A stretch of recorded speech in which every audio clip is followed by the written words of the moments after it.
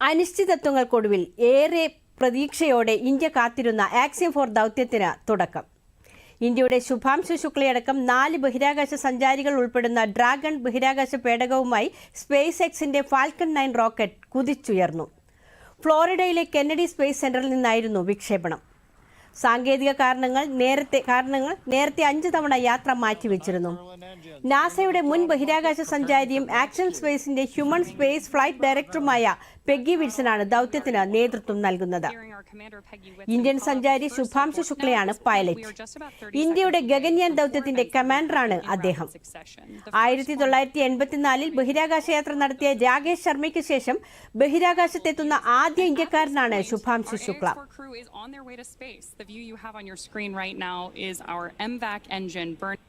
Right now, second stage, just a little bit more than 1 G. There's so much propellant that even with a 220,000-pound thrust engine, preparation for entering the Earth's atmosphere again.